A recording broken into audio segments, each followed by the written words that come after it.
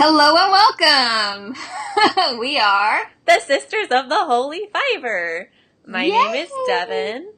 I'm also known as Rambunctious Sky. And I'm Heather, also known as Tiny Kiwi. So, what episode is this? Oh, I'm so sorry. I knew I forgot to say something. This is episode 5, I think. We better hope so. Oh my gosh, we're not even going to do so good when we get into the hundreds, but this is episode 5. Awesome! I got it right. Trick question that wasn't a trick question. Grab your knitting or crochet and craft along with us as we talk and jabber on, apparently, today. Yay. Nothing but jibber.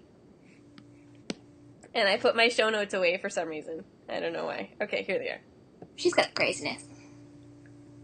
What are you working on this week for our WIPS report? Oh, yes. We'll show you my Fibonacci progress because I'm very happy. Ooh. So, I'm very excited. Yay! It's so nice.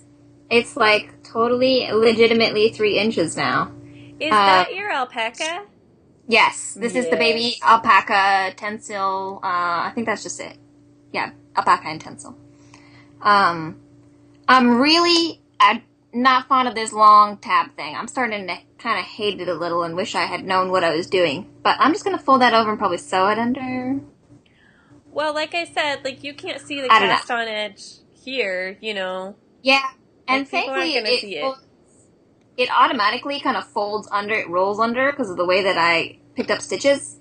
So I really shouldn't worry about it. Yeah. It's one of those things, you start looking at it too long and you start nitpicking it. Yeah. Anyway, I'm actually at the point where I have to start a new color now. Yay! That's exciting. Time. Yeah. So I'm a little worried about that because I haven't quite decided how I'm going to do the color on the edges because it says you can carry it up, but you have to be very careful that you don't make it too tight so that it pulls the edges in when you block it or wear it. Right. Or you could just weave in 10,000 ends. No, thank you. And I'm like, it would give a nicer product, but I really just don't know if I even... I disagree. Because all of those ends that you weave in, it creates extra bulk in the fabric. And especially with an alpaca yarn, you have to weave it in for forever so it doesn't, doesn't come out. So I would carry it up the side. All right. Well, I'll just try to be very careful then, because I haven't done some kind of color work with this kind of thing before. I've done it, especially in crochet, I've done color work, but very little in knitting. So that's going to be an adventure. It's definitely what you would call a first shawl. But well, you know, like dropping things. We're adventurous crafters. You know, a lot of people would be like, 2 colors in your first shawl. You know. Yeah, I do tend to pick... Sorry, I'm dropping things everywhere. I do tend to pick kind of crazy things. One of the reasons that I learned to knit in the first place was so that I could do cables. Mm-hmm. So one of my very first knitting projects was cables, which is probably not one of the smartest things you could do. I remember that. Was that the pink scarf? No, that was my second. Oh, okay. Part. Well, and that one's still on the languishing. Needles. Well, it's almost as tall as me, okay? So I do work on it a little bit every winter. Just not enough to get it done. Because I think I get about maybe 4 more inches in, and then I'm like, I can't take this anymore. And then I set it aside until next winter when I'm like, I'm so cold, I need a big bulky scarf. So that's gone on since like 2010 or 11. I can't remember. I said before in the podcast, but I really can't remember anymore. I've had it around for a long time. No, the first one I did was that blue lozenge cable. And it was like a variegated yarn. Oh, so I can't get a photograph of it. It just looks like a blob. Yeah. But it's really fluffy and warm, and I still haven't really cast it off, actually, because I just put it on a stitch holder and left it, because I wasn't, because my tension was all wonky at the start. And there goes your video. Oops.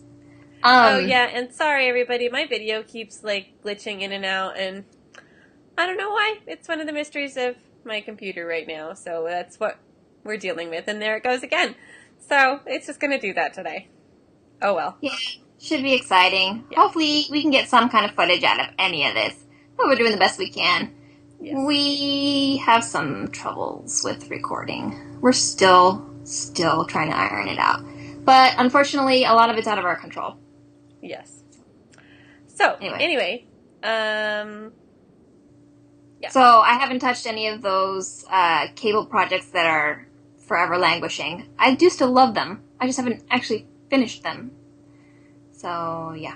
I gotta do that sometime. That's what I should do, whips. And then the other whip that I'm working on is... I'll show you my delightful tacky board here. I got asked... in the Slytherin nest that I belong to, someone was asking for embroidery thread, because she's doing a big project, and you know how, like, you'll need, like, 2 inches of, like, one yellow, but you have to buy the whole skein of embroidery thread, and then you have to buy, I don't know, like 50 colors or something. It's ridiculous for those big projects. So she was asking if anybody had any, like, leftover remnants of embroidery thread. So I was like, yeah, just tell me the numbers you need, and I will look through my stuff. Because I haven't been doing any embroidery stuff in a while. Right. I was like, yeah, it's like, thread does eventually become brittle and not very usable. So it's better to use it up. Yeah. So I went through and I looked, and thankfully I found 5 colors. I was like, halfway through I was like, I don't have anything. God, I'm like disparaging of, finding anything and being useful, but thankfully I get to send 5 of them away. Cool.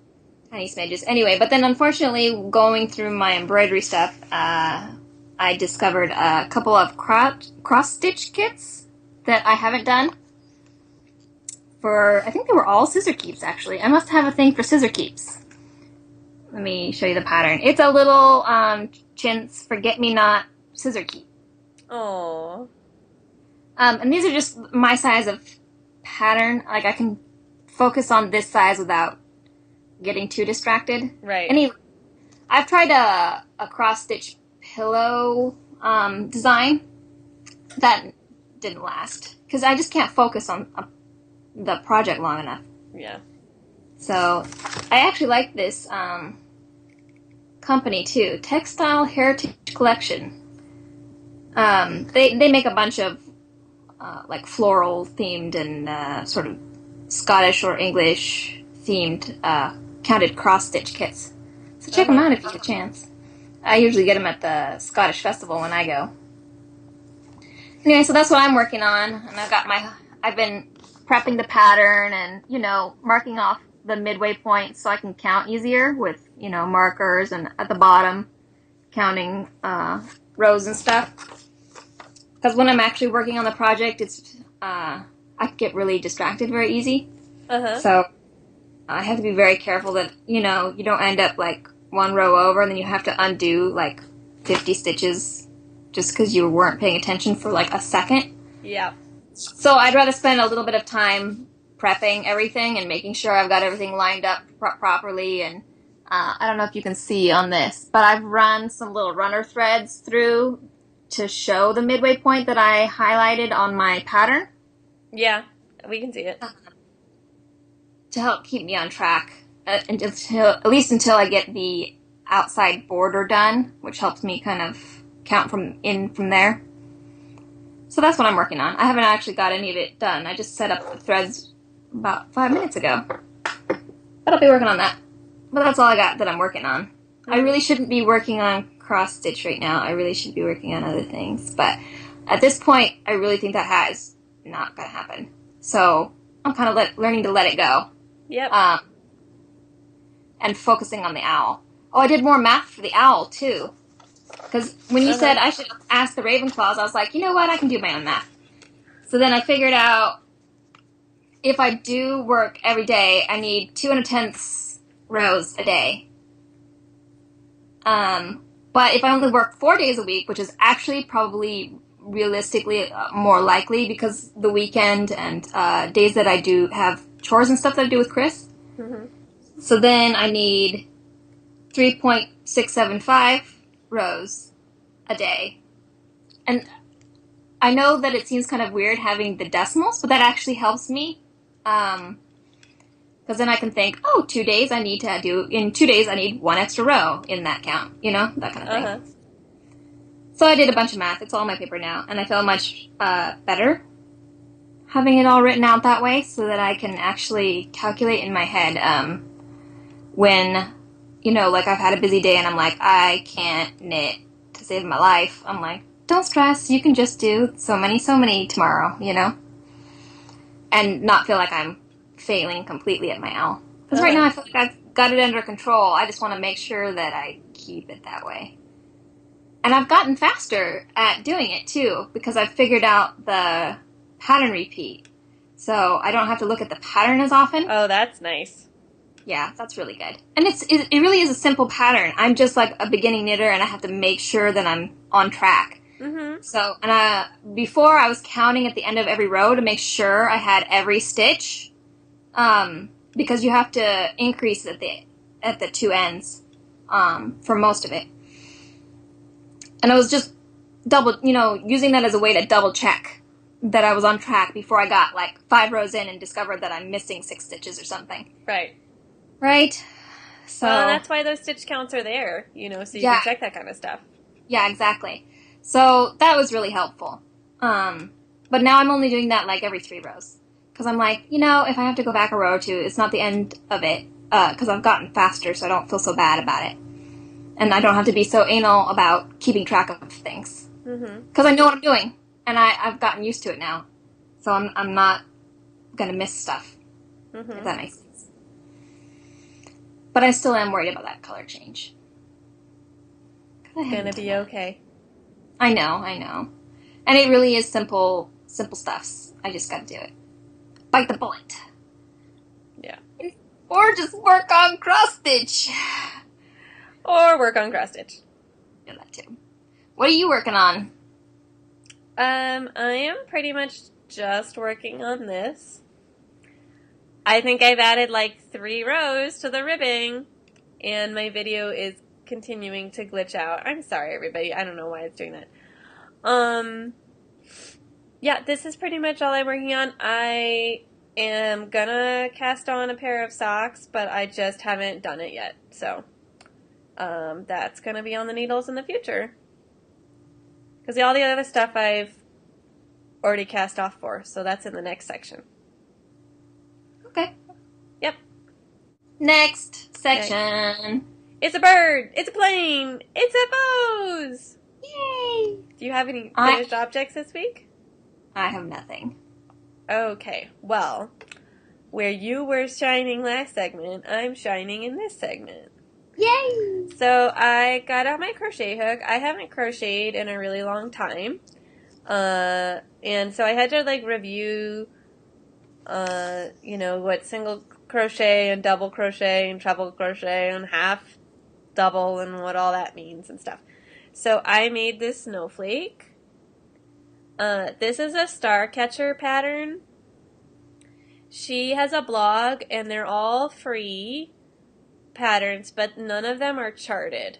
Her patterns are all just the written instructions. And so I made this one is just the center. This is the first one that I made, and it was too tight.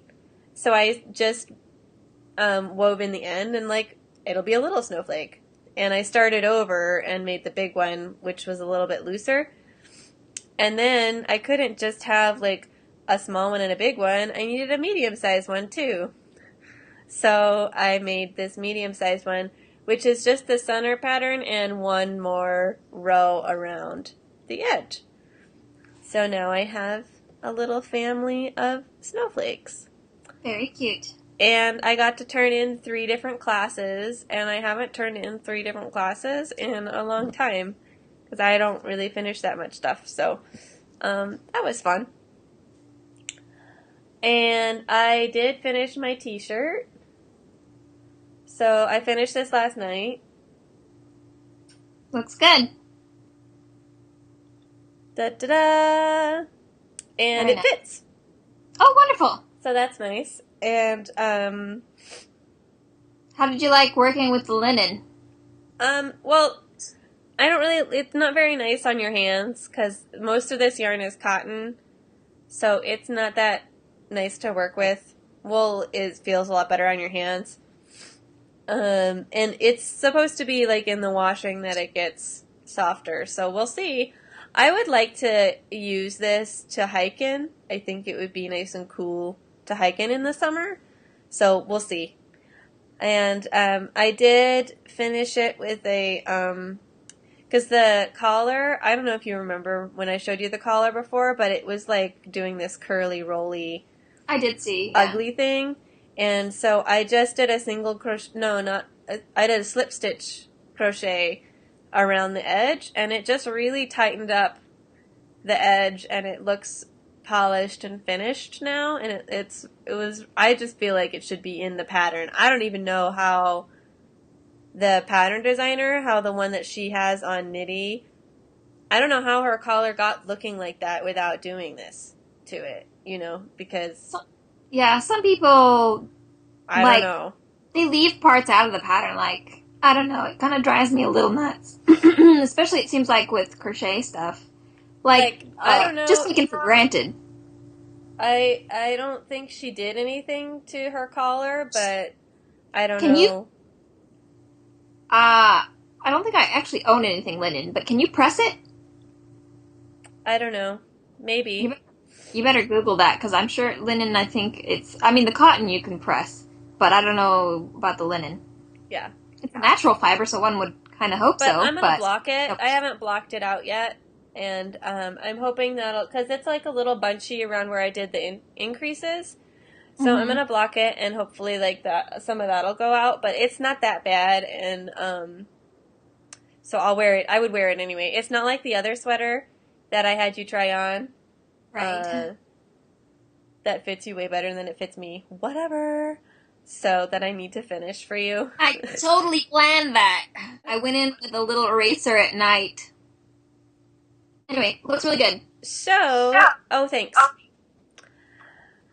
I'm really happy it's done. Because now I can take the needles that I was using for it to work on my owl, which is behind. So, really need to work on that. Do you know how much you gotta get done a day to make it in time? No. I don't care about that. You just go until you're there. I just go until I'm there. Yeah.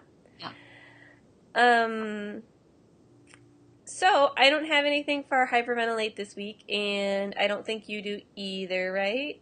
Okay. Nope. So then we're on to books to stick your nose in. What you reading? Yay. Let me grab it. I'm actually rereading this one, and you'll have seen this, because I think I lent this one to you. I did, yes, and it lived with me for quite a while. Yay! So I'm rereading this one. This is another one of David Shepard's annotated Jane Austen books. This is Persuasion. So I'm rereading that. And I love it. I love Persuasion. It's one of my top favorites.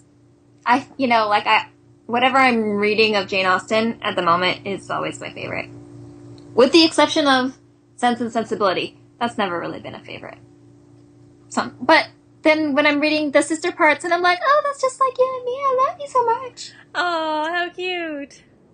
Yeah. Yay. Except, that one really bothers me because everyone is so horrible to them that reading about everything that happens to them is really kind of difficult. Yeah. Especially about how, I think it's the Dashwoods treat them. It's just very hard to read about people's own relations treating them poorly. I don't like that. It's just sad making. Yeah. Cute.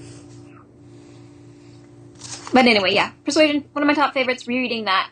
I also just finished, ironically, rereading The Curious Incident of the Dog in the Nighttime. Oh, yeah, I like that book. Who the author is. We were stuck somewhere, I think, waiting for the car to get worked on or something, and I had my Nook with me, and I was knitting, like I'm supposed to be, and Chris is, bored out of his mind, so I'm like, here's my Nook, find something on it, read. Yeah.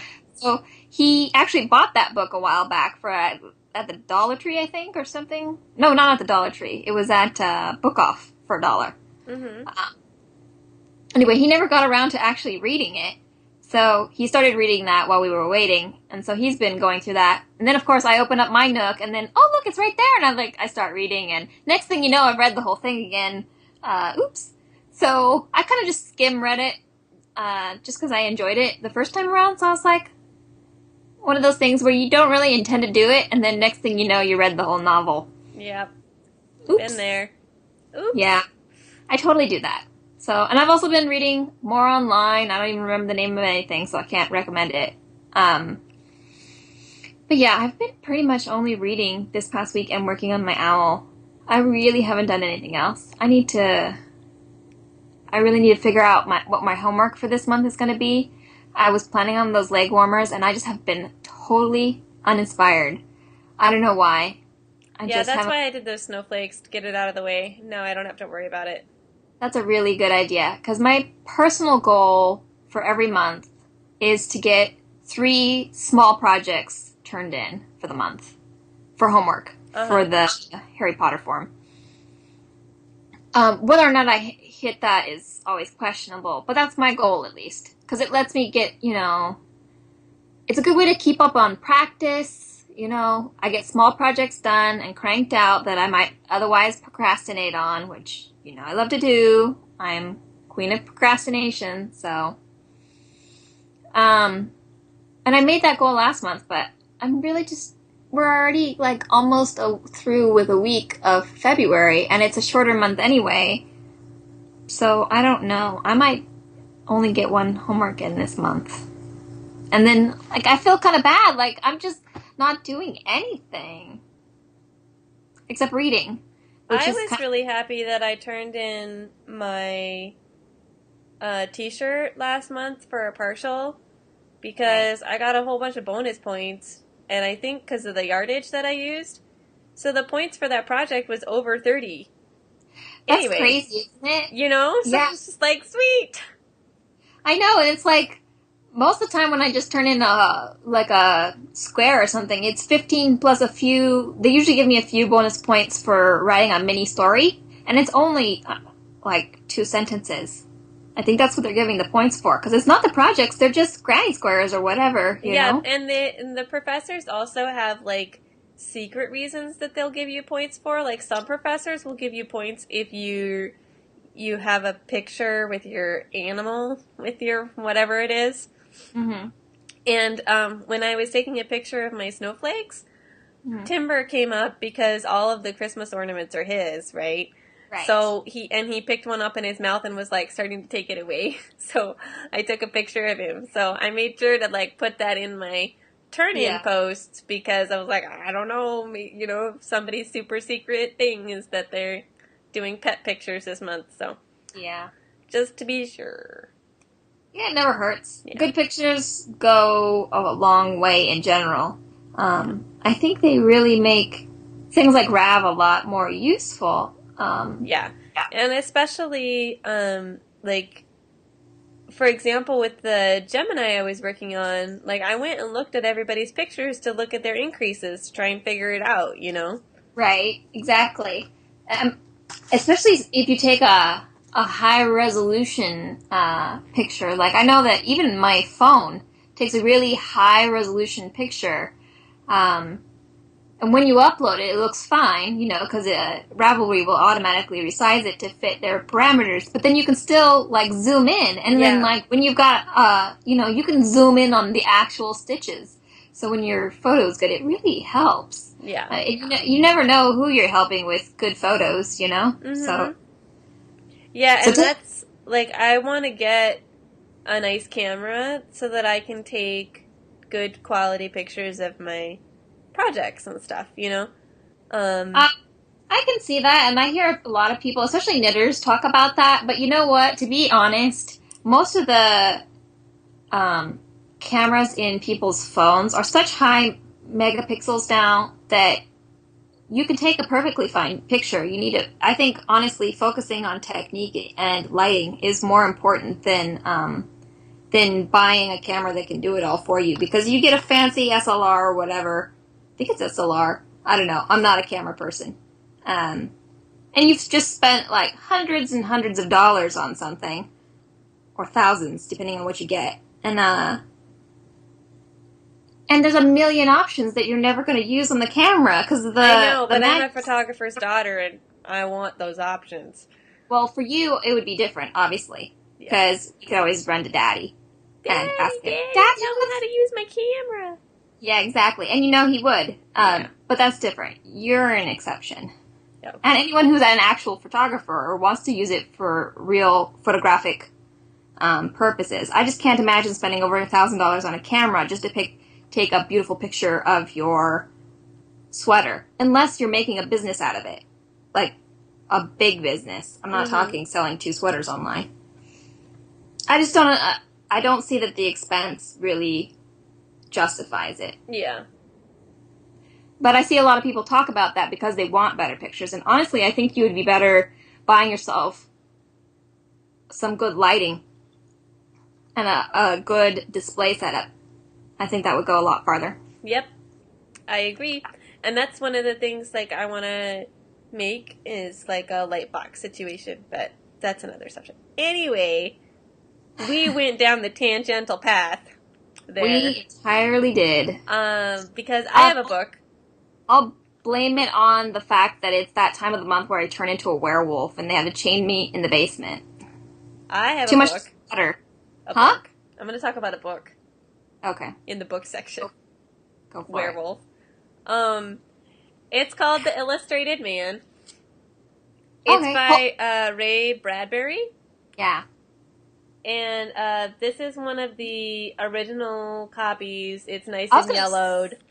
I was going to say, book. check out that cover. Now, that's a vintage cover. You better keep that. You can't always get that kind of cover art anymore. Yeah, it's pretty cool. Oh, I forgot I'm supposed to be doing another color. Poop. Pardon my... It's like, really yellowed, and the first page is falling out. I just love books like this. So, anyway, he just made up this little story at the beginning to introduce a collection of short stories, which is what this is. But I just wanted to read a little bit because I liked it, and I like his writing style. So I'm going to read... Go for it. A little bit here. Maybe I will. The Lord is not serious. In fact, it is a little hard to know just what else he is except loving. And love has to do with humor, doesn't it? For you cannot love someone unless you put up with him, can you? And you cannot put up with someone constantly unless you can laugh at him. Isn't that true? And certainly we are ridiculous little animals wallowing in the fudge bowl. And God must love us all the more because we appeal to his humor. And I just thought that was hilarious. That is pretty cute. And just kind of like sums him up there. So yeah. And neither of us have shiny this week. Nothing new. So moving right along to brainy moments. Yay. And I know you are adding another color to your knitting right now, so I will talk while you do that, and then you can have your brainy moment in just a minute. So one of the things I wanted to share is a blog. It's called Tech Knitter, and her little tagline for her blog is 30 years of tips and tricks want out of my brain and into yours. And so she just, her blog posts are always about like a certain topic, and they have diagrams of knitting stitches, and they're really clear. And she's also really good at giving feedback. So, like, if you didn't understand something in one of her posts and you left a comment, she would comment back. Or I have seen her change posts because of stuff that people have said, like it wasn't clear or something. So, really? What I used is she has, and I'll link to this in the show notes, which is at sistersoftheholyfiber.wordpress.com. And so what it is the transition zone when you're changing from a stockinette fabric to ribbing. She wants to improve this zone right here. Mm-hmm. If you just start ribbing without doing this extra little step, it can kind of look a little wonky. And it's so easy to fix that she says, like, might as well just fix it. So the first thing that you do is the very last stockinette stitch row, you knit with the smaller size needle. So you just knit around smaller size needle. And then the next step is you slip all of your knit stitches and you purl all the purl stitches. So for example, I wanted to do a 1x1 rib. So the next row that I did was I slipped one and I purled one. Slip one, purl one, slip one, purl one, slip one, purl one, all the way around. And then that's it. You've set it up. And then you just start the ribbing. Okay. And what that does is because you have slipped the knit stitches, is that, I'm not going to be able to show it, but it pulls the knit stitch up a little bit, and through that pulling, it kind of pulls the purls in, so it makes the ribbing transition zone a little bit smoother. Okay. So, and like I said, I'll link to that. The other thing that I tried from her blog is she has a part about what to do with joining the last stitch. So like you're casting off, and what to do to make this part not look bad when you're the very last stitch, how to get these two together. So I tried the one that she really suggested, and I don't really like it. I like the way that I always have done it better. So now you sound like a cantankerous old lady. But no, the way I like it's better. But I wanted to try something new, and I have previously had success with other things that she suggested. So I just tried it, and it's not the end of the world. Like, I can just still see it, but most people, not going to notice. Right. The last brainy moment that I have is doing a slip stitch around collar edges. And I was talking about this earlier. I wanted to mention it here, though, because I took a video of myself doing this. So just doing the slip stitch edge along my Gemini, and we'll post that up on our blog so you can watch and see what that looks like. So what do you have for your brainy moment this week? I have nothing except organize your threads. It makes it a lot easier if you have a bunch of colors when you're embroidering. This is just a piece of foam for needle felting, and I use it for a lot of things like blocking small projects. I also used it for my macrame bracelet that I made. I just kept my threads separate by pinning them apart because I'm a beginning macrameer or re-macrameer. I used to do macrame a long time ago, but I didn't remember anything from it. So it really helped me when I was doing that project. That's it. It's just a very small tip, but enjoy it. Cool. I spy. Take 15. So I haven't seen anything. I keep hearing all the birds getting ready for nesting. Especially, I keep hearing like starlings and sparrows outside peeping and beeping away. But I haven't actually seen anybody. But I was up early this morning to go get donuts. So, so I had a reason to be up. Also, I gifted a hummingbird feeder to Dad. Since he loves hummingbirds. And it's something I've been wanting to do because I don't think he would do it on his own. Yeah. So I figured if I just buy him the feeder and I buy him the nectar, so he doesn't even have to make his own, just pour it in, not even concentrate or anything, nothing complicated. And I got him a really, one that's easy to open up and clean. It's not as pretty. It's pretty boring and ugly and plastic, but it's really easy to pop open and clean all the parts. There's nothing you can't clean. So I figured that was best for Dad. Yes. So that's what I did. Oh, that's nice. I spy. I haven't actually seen anybody. Not even the cat. Sad times. Yes, sad times. Well, I have finally been diagnosed for why I've been coughing for forever, and I have pneumonia. So I have not been outside looking at anything. I have been staying inside getting better. So I don't have anything for I Spy this week. Well, that's good. That means you're working on your last work in progress, which I told you should do, which was to get better. Yes, I am working on that. Good. As you well should be. Mm-hmm. Ear party. Ear party. What are you listening to? I'm listening to Lorde. You've probably heard her song, Royals, since it's been all over the airwaves and she's won a bunch of things. She has a bunch of other songs that are just as good, and I really like supporting young artists. And writers, too, because she also writes her own material. Nice. So if you haven't heard anything but Royals, check out the rest of her works. They're good. I like it. And it's stuck in my head, so that's what I was thinking about. Okay. But that's it for me. What have you got for Ear Party? I have recently been listening to the soundtrack to The Harder They Come because my dad listened to it when we were growing up. And so it's just like a fun soundtrack and reminds me of childhood good times. And that's what I've been listening to. And we at Sisters of the Holy Fiber love hearing new things and discovering new stuff to listen to. So if you have something that you would like to share with us, come over to our Ravelry group, and we're going to start a new thread called Ear Party. Come and please share with us what you like to listen to. And it doesn't have to just be music. It could be any kind of auditory thing. So if you have a favorite audiobook that you have a really good reader for, we want to hear that kind of stuff too, because we like to listen to stuff while we knit. So we're always looking for new stuff. So come on by and share what you're listening to.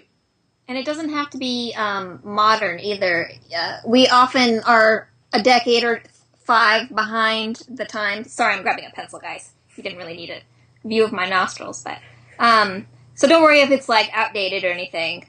We love everything. I listen to just as much from other decades as I do of current music. So Lorde is probably one of the most recent things that I listen to, and I really only found her by probably listening to her in the supermarket.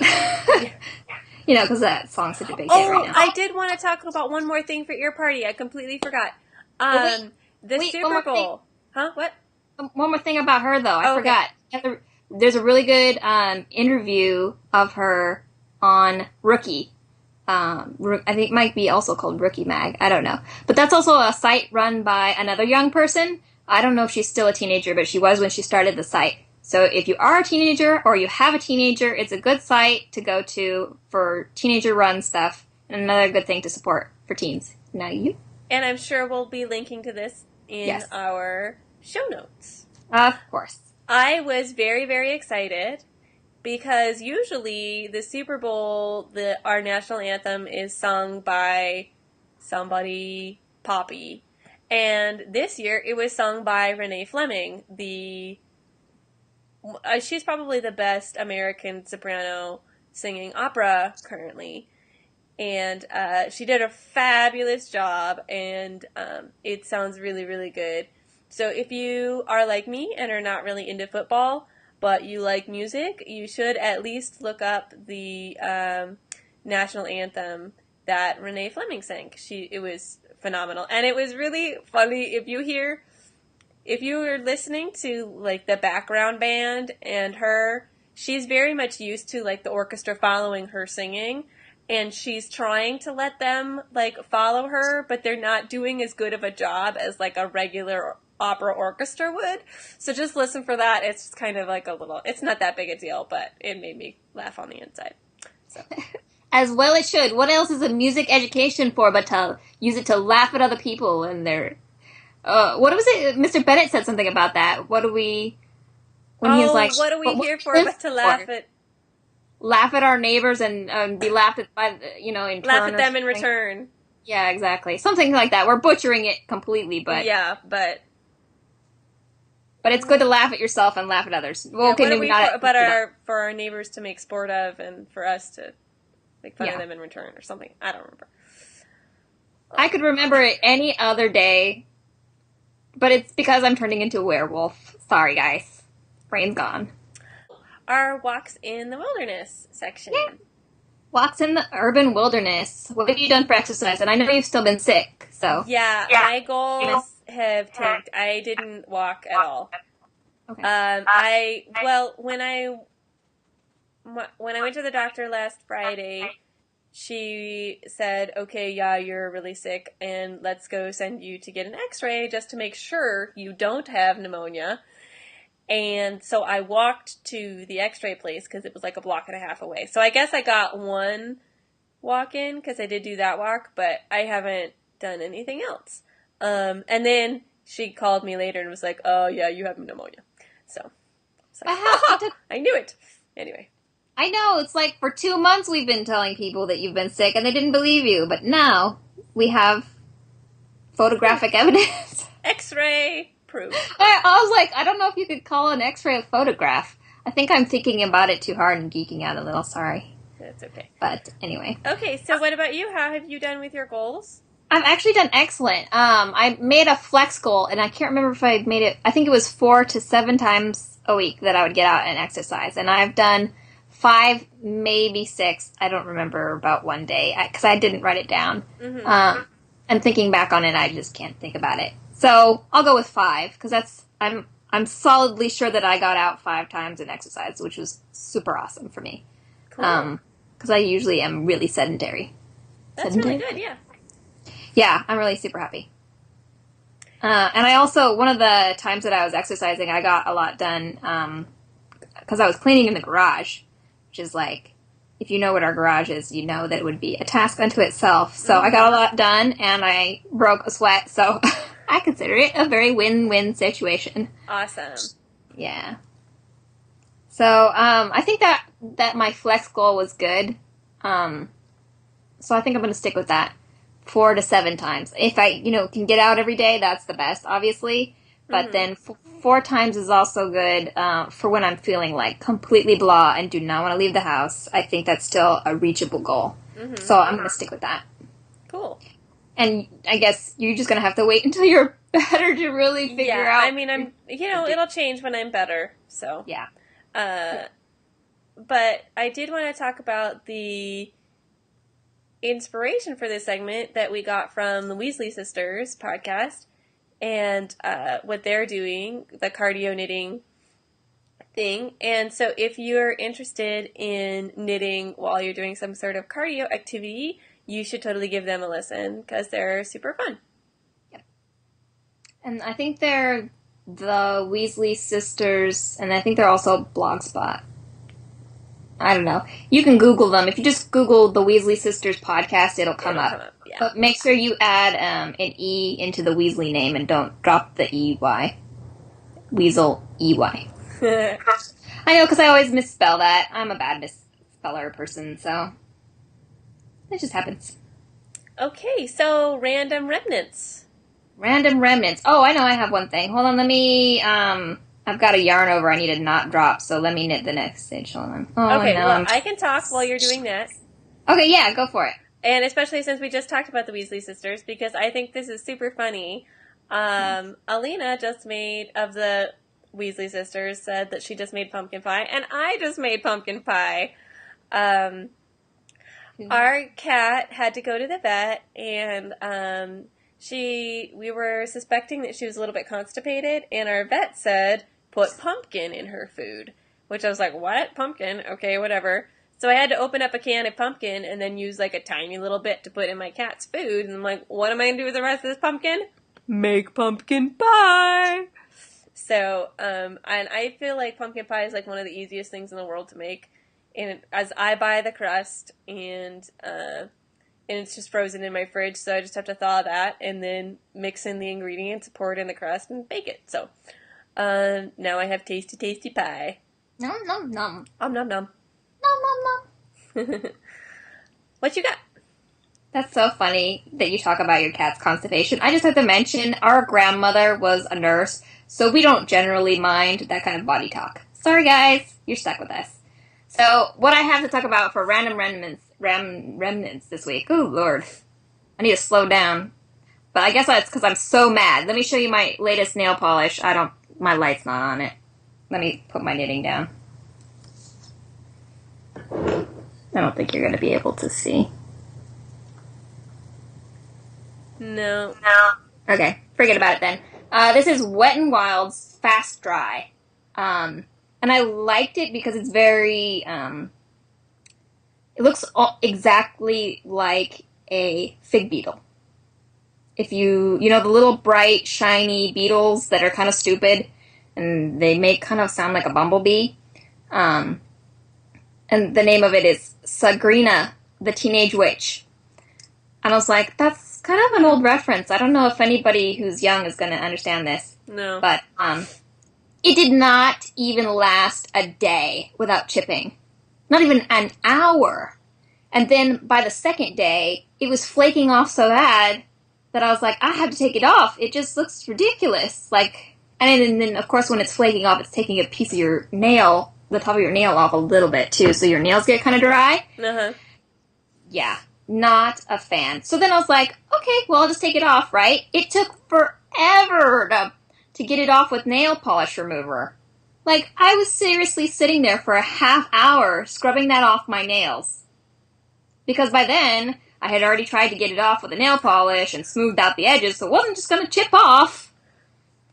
Ugh, talk about a hassle. I will probably never wear that color again, to be frank. Yeah, although I might use it That's disappointing. Yeah, it really is, because it's a great color. It's very, like, emerald, and very bright and shiny. So it would be great for, like, a Halloween color or, some kind of accent even. But I might try it again with a clear coat on top to see if that helps. I generally don't do that because I need my nails to be pretty simple. I don't have time for 50 layers of stuff. Yeah. And it also took 2 layers of it just to get the color right. Basically, long story short, I'm only going to use this for craft projects. Like if I have to paint a wood block or something, that's probably what I'll use it for. One of my metalsmithing teachers uses nail polish occasionally for painting pieces to look jewel tones. I'll see if I can find a link to his some of his artworks. They're very nice, sort of like he'll make pieces either out of metal or wood to look like gems and then paint them to look kind of like gems. Mm-hmm. And then it's sort of a take on that. They're clearly not supposed to be gems, but they're these fantastical giant spires of things. So that's a good use of nail polish that you discover you hate. Yeah. Which I would probably do with this thing. How funny. Really unfortunate, because it's such a pretty color. That's disappointing, yeah. It is. Especially when you spend money on something and it doesn't work out. But yeah. That's the sweet colors. So when I was going through my thread collection, looking for the specific threads that I could send my nestmate, I found one of my old pieces. These are all very small, like 4 inches maximum pieces. This one is a heather plant. Anyway, I wanted your opinion on what I could actually turn it into, because it's supposed to just be a greeting card. And I'm like, I'm not going to send someone a greeting card of my cross stitch. That's just kind of lame, because no one's really going to appreciate it except for you or somebody else who does cross stitch. Right. And then what do you do with it? Put it on the shelf for a while. So I'd rather turn it into like a purse or something, but I didn't have any brainstorms. So I thought I would ask you, because you can also spike my creativity sometimes. Any ideas on what I could turn it into? Yeah, the only thing that's coming to mind is like something for a bag, like a decoration for a bag.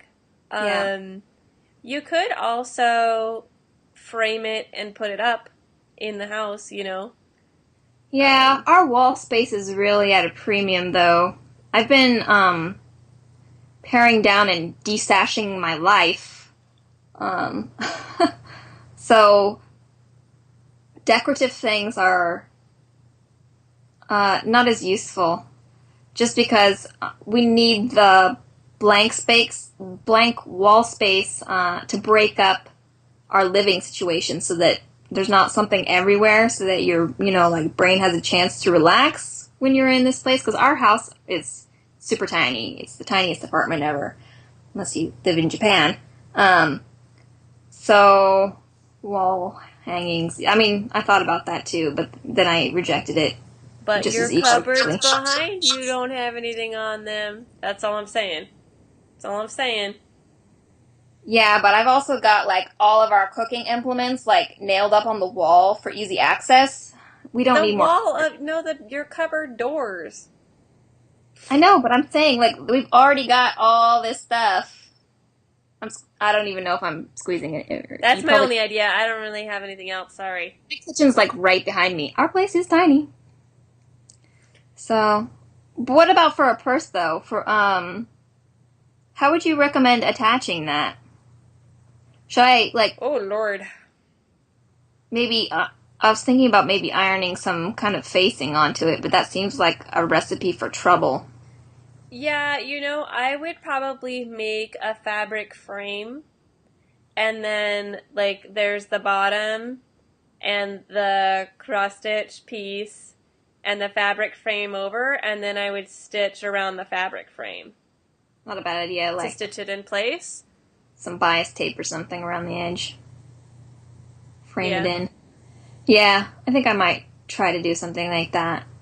Because it's just languishing away, and I actually do like it, so I would like to use it. Yeah, it's really pretty. I like it, too. So, I was also looking up a bunch of, like, the meanings of flowers, And it's so funny because it's, like, depending on what culture you're in or from, like, the meanings can be completely different, Like, right. Oh, this is a flower of love. This is a flower of death, and you don't use it except, on funeral arrangements. So, very different perspectives there. But so I was just trying to look up some flowers to send, virtual flowers, to some of the people in our nest, because our nest is a nest of tragedy this term. Everybody's got personal stuff going on that's really difficult to go through, so I was trying to just send some virtual flowers to people. Oh, that's nice of you.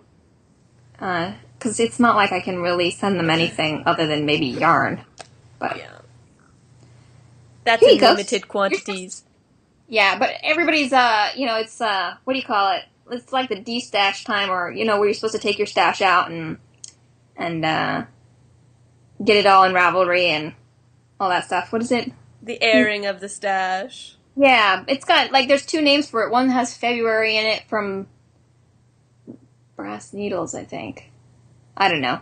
But I'm sure if you listen to any other podcast, they'll talk about it. People are just supposed to be getting their stash down and out now. So sending people more stash right now is probably not the smartest thing. So wait a month until they're desperate for more stash and then send it to them. No? Speaking of which, have you done any stash enhancement? No, that would have been in shiny if I had. Oh, okay. I forgot about that, yeah. No. Okay, so you had a question for me. I did. I was talking about, my Fibonacci shawl. Let me read the instructions to you. This is what I had the question about. It says, catch the carried color with the working color to make sure that it is secure.